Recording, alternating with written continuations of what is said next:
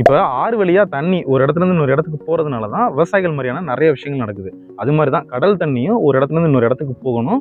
உலகம் முழுக்க அந்த கடல் தண்ணி சுத்திக்கிட்டே இருக்கு. இதைத்தான் உலக கடல் நீரோட்டங்கள் அப்படின்னு சொல்றாங்க. இந்த நீரோட்டங்கள் நடக்கல அப்படின்னா கடல்ல இருக்கக்கூடிய உயிரினங்களுக்கும் பெரிய ஆபத்து வரும், நிலத்துல இருக்கக்கூடிய உயிரினங்களுக்கும் பெரிய ஆபத்து வரும். இதெல்லாம் என்னங்கிறத பத்தி பார்க்கலாம். சரி, இப்போ இந்த கடல் நீரோட்டங்கள் எப்படி உருவாகுதுன்னு பார்ப்போம். இந்த கடல் நீரோட்டங்கள் உருவாகிறதுக்கு மிக முக்கியமான காரணம் பூமியோடைய சுழற்சி தான். பூமியோட சுழற்சி மணிக்கு 1600 கிலோமீட்டர் வேகத்துல இருக்கு. இதனால தண்ணி வந்துட்டு இன்னொரு இடத்துக்கு போறதுக்கான வாய்ப்பு இருக்கு. அது மட்டும் இல்லாம சூரிய ஒளி வந்துட்டு காற்றையும் நீரையும் சூடுபடுத்துறதுனால காற்று நகரையில நீரும் சேர்ந்து நகருது. இது மட்டும் இல்லாம பூமியுடைய அமைப்பு, பள்ளம் மேடு இந்த மாதிரியான அமைப்புகள் மூலமாகவும் தண்ணீர் வந்துட்டு நகர்றதுக்கான வாய்ப்புகள். இந்த காரணங்கள் மட்டும்தான் கடல் நீரோட்டத்தை உருவாக்குறதுக்கு காரணம் அல்ல, இதுக்கு பின்னாடி நிறைய காரணங்களும் இருக்கு. கடல் நீரோட்டங்களால நிறைய நன்மைகள் நடக்குது. அதுல குறிப்பா துருவ பகுதியில் இருக்கக்கூடிய குளிர் நீர் வந்துட்டு கடல் நீரோட்டங்கள் மூலம் வந்துட்டு மையப்பகுதிக்கு வருது. மையப்பகுதியில் இருக்கக்கூடிய வெப்பமான நீர் வந்துட்டு துருவ பகுதிக்கு போகுது. இதனால உலகம் சரியான வெப்பநிலையில அமைச்சுக்கிறதுக்கு இந்த கடல் நீர் வந்துட்டு உதவுது. கடல் நீரோட்டங்கள் தான் உப்பை ஒரு கடல்ல இருந்து இன்னொரு கடலுக்கு கொண்டு செல்றதுக்கு வந்துட்டு உதவுது.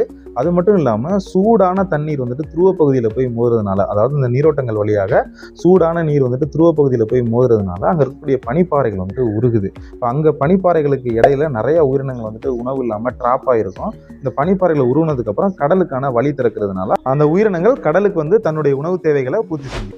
இந்த கடல் நீரோட்டங்கள்னால என்ன ஆகுது அப்படின்னா, கடல்ல அடியில் இருக்கக்கூடிய தண்ணீர் வந்துட்டு மேல வருது, மேல இருக்கக்கூடிய தண்ணீர் வந்துட்டு கீழே போறது. அந்த சுழற்சி நடக்கிறதுனால அடியில் இருக்கக்கூடிய கடலுக்கு அடியில் இருக்கக்கூடிய நியூட்ரியன்ஸ் வந்துட்டு மேல வருது. அதை வந்துட்டு தாவரங்கள் வந்துட்டு எடுத்துட்டு நல்லா வளருது. அந்த தாவரங்களை நிறைய உயிரினங்கள் சாப்பிடுது, அந்த உயிரினங்களை நிறைய உயிரினங்கள் சாப்பிடுது. இப்படி ஒரு அடிப்படையான உணவு சங்கிலி வந்துட்டு ஃபார்ம் ஆகிறதுக்கு இந்த கடல் நீரோட்டங்கள் வந்துட்டு பெரிதும் உதவுது. இந்த நீரோட்டங்களை பயன்படுத்தி தான் அந்த காலத்துல இருந்து இந்த காலத்து வரைக்கும் மனிதர்கள் வந்துட்டு கப்பலை செலுத்துறாங்க. இதனால என்ன ஆகுதுன்னா எரிபொருள் வந்துட்டு மிச்சமாகுது.